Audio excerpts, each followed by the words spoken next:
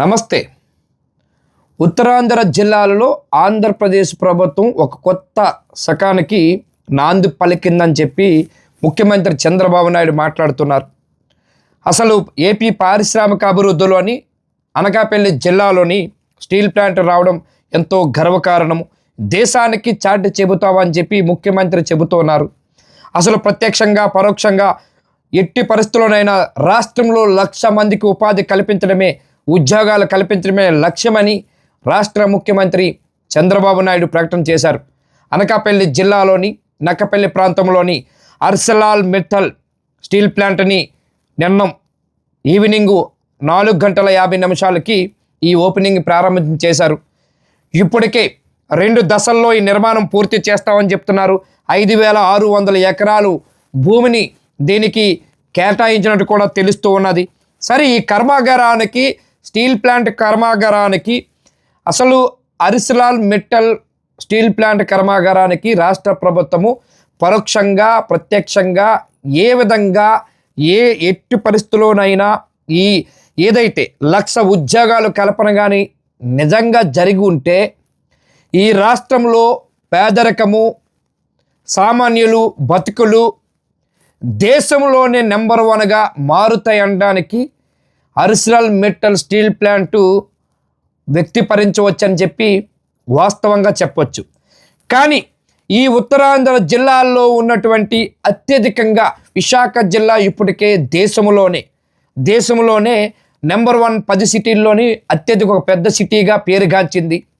పేరుగాంచడంతో ఇప్పుడు అనకాపల్లి సెపరేట్ జిల్లా పునర్వ్యవస్థీకరణలోని అనకాపల్లి జిల్లా సెపరేట్ అయిన స్థానంలో అనకాపల్లి జిల్లాలోని నక్కపల్లి ప్రాంతంలో తీర ప్రాంతం అవటము, ఆ తీర ప్రాంతానికి ఆనుకొని సుమారుగా 32 గ్రామాలు కూడా ఈ స్టీల్ ప్లాంట్ నిర్మాణం కోసం రాష్ట్ర ప్రభుత్వానికి పూర్తిగా వాళ్ళ భూములు కూడా కట్టబెట్టడం వాస్తవము. సరే, 1,00,000 ఉద్యోగాలు అని చెప్పి ఈరోజు చంద్రబాబు నాయుడు గారు ప్రకటన చేస్తున్నారు.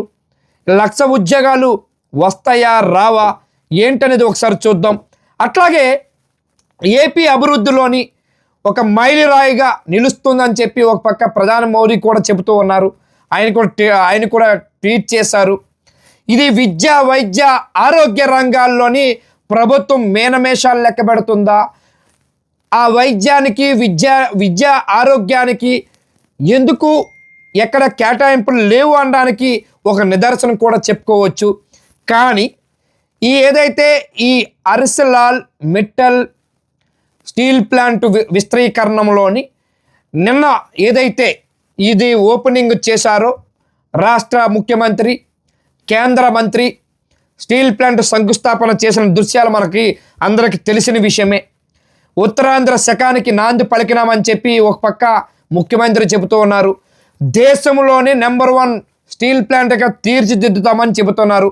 ఇప్పుడు విశాఖలో ఉన్నటువంటి స్టీల్ ప్లాంట్ మీద ఎటువంటి దాని మీద కార్యదర్శిని ఏం చేశారు ఏంటనేది ఒక పక్క చూస్తే, విశాఖ స్టీల్ ప్లాంట్కి నక్కపల్లిలో వచ్చిన స్టీల్ ప్లాంట్కి ఏమైనా తేడాలు ఉంటాయా ఏంటనేది ప్రభుత్వమే తేల్చాలనేది చాలామంది స్టీల్ ప్లాంట్ ఉద్యోగుల్లో వాళ్ళు మాట్లాడుకున్నటువంటి మాటలు.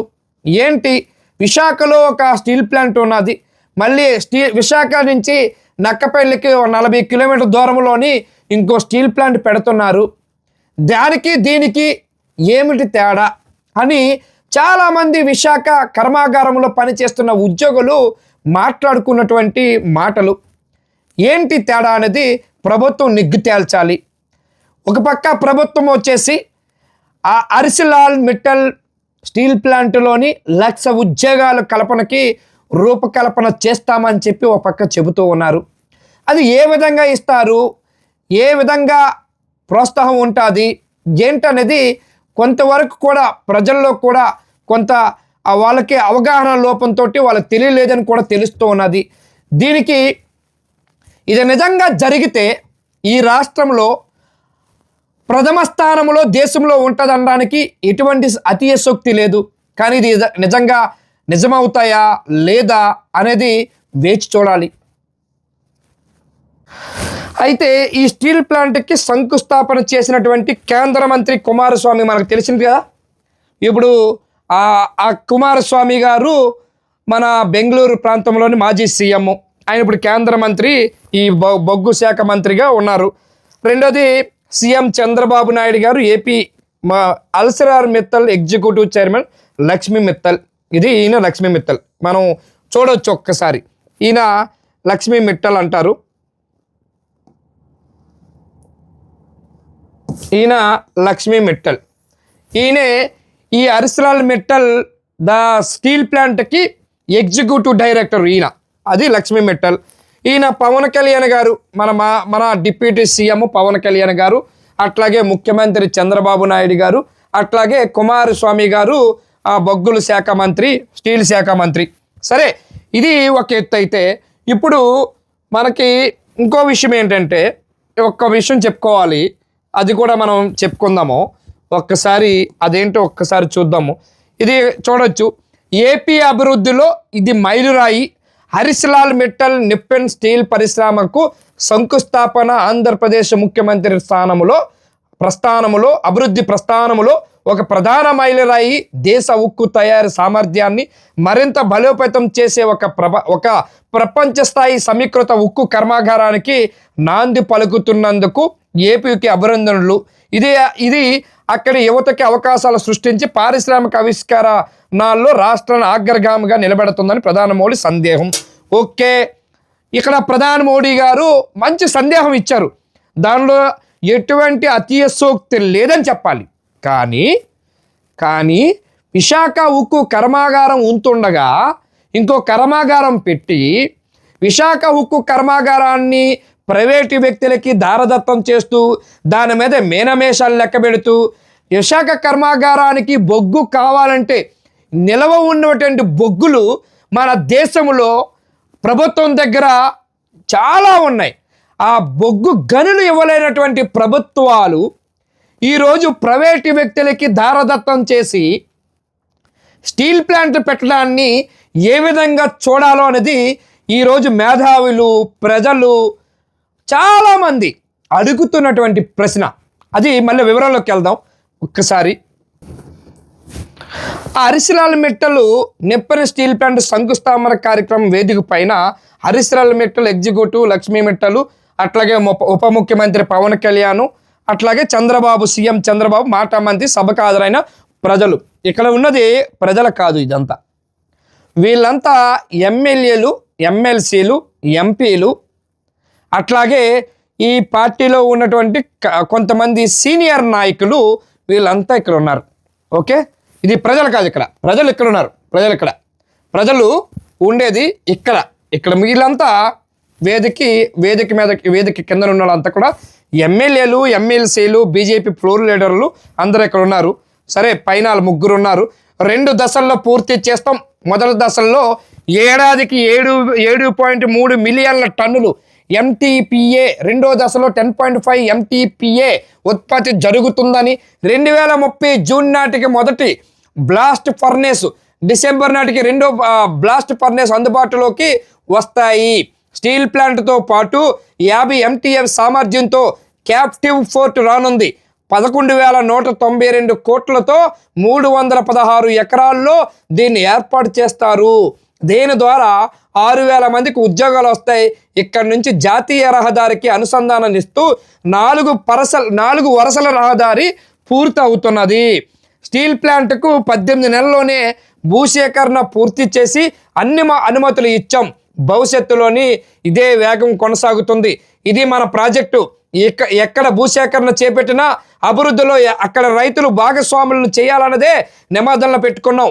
స్టీల్ ప్లాంట్లో నక్కపల్లి, పాయకురాపేట, అనకాపల్లి జిల్లా రాష్ట్ర ప్రజలు, ఇతరులు ఇలా ప్రాధాన్య క్రమంలోని ఉద్యోగాలు కల్పించాలని, ఉద్యోగాల కోసం ఇక్కడ వారికి ఎప్పటి నుంచే శిక్షణ ఇస్తే అద్భుతాలు సృష్టిస్తారని, ఉక్కు పరిశ్రమకు అవసరమైన నైపుణ్యాభివృద్ధి సెంటర్ ఆఫ్ ఎక్సలెంట్ ఏర్పాటుకు రాష్ట్ర ప్రభుత్వంతో జరిగిన 2 అవగాహన ఒప్పందాలు రాష్ట్ర అభివృద్ధిలో కీలకం కానున్నాయని, ఉక్కు రంగంలో యువత చిన్న పరిశ్రమలకు స్థాపించి పారిశ్రామికవేత్తగా ఎదగాలని, తిరిగిలేని శక్తిగా నక్కపల్లి హరీశ్లాల్ మిట్టల్ ప్రపంచంలోనే నెంబర్ 1 ఉక్కు పరిశ్రమ రాబోయే రోజుల్లో ఈ ప్లాంటు వాళ్ళ ఉక్కు రంగంలో నక్కపల్లి తిరుగులేని శక్తిగా తయారవుతుందని ప్రధాని మోదీ ప్రతిష్టాత్మకంగా తీసుకున్న మేక్ ఇన్ ఇండియా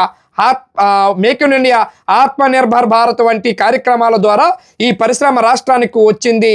దీనికి అవసరమైన ఇనప ఖనిజాన్ని, ఐరన్ ఓర్ను పైప్ లైన్ ద్వారా తీసుకురానున్నారు. ఈ ప్రాజెక్టు సాకారం కావడానికి మంత్రి Lokesh, Nippon Steel India chairman Aditya Mittal ఎంతో కృషి చేశారు. మంత్రులు Anitha, TJ Bharath, MP CM Ramesh, Bhajapa రాష్ట్ర అధ్యక్షుడు పిఎన్ మాధవ్లు కృషి అభినందనీయం. ఈజీ ఆఫ్ డూయింగ్ బిజినెస్ నుంచి స్పీడ్ ఆఫ్ డూయింగ్ బిజినెస్ దిశగా ముందుకు వెళ్తున్నాం. ప్రపంచంలో ఇంత వేగంగా భూసేకరణ చేసింది ఏపీ ప్రభుత్వమే అని చెప్పి ఆయన ప్రధాని మోడీ మొత్తం ఏదైతే అరిసెలాల్ మెట్టల్ కూడా ఏదో లక్ష్మీ మెట్టల్ కూడా ఈ విధంగా సంబోధించారు. సార్ అందరికీ ధన్యవాదాలు. ఈ విషయంలో ఎటువంటి సందేహం లేదు. కానీ 2031 వరకు అవుతుంది, 2031 తర్వాత ఉద్యోగాలు వస్తాయి, జరుగుతాయి అనేది యువతకి ఇప్పటికే డిగ్రీలు చదువుకొని యువత ఈరోజు నాలుగు గీసుకోలేని డిగ్రీలతోటి ఈ రాష్ట్రంలో విద్య, ఆరోగ్యం సంకనాకించి ఈ రాష్ట్రంలోని ప్రైవేటు వ్యక్తులకి దారదత్తం చేసి పూర్తిగా విద్యను నాశనం చేసినటువంటి రాష్ట్రంలో, తెలుగు రాష్ట్రంలో ముందు విద్యను బాగు చేయండి, ఆరోగ్యాన్ని బాగు చేయండి, ఆ తర్వాత ఈ రాష్ట్రాన్ని బాగు చేయండి అని చాలామంది మేధావులు, చాలామంది చదువుకునే కొంతమంది విజ్ఞులు మాట్లాడుతున్న మాటల్ని గాలి కొదిలేసారేమో అని ఒక పక్క చెబుతూ ఉన్నారు.